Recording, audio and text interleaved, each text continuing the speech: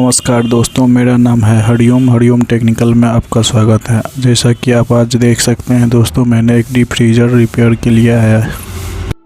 तो सबसे पहले कंप्रेसर को टेस्ट कर लेते हैं।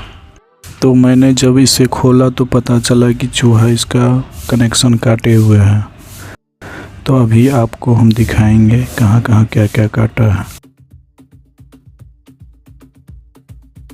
तो जैसा कि आप देख सकते हैं, पहले मैंने कंप्रेसर को टेस्ट किया है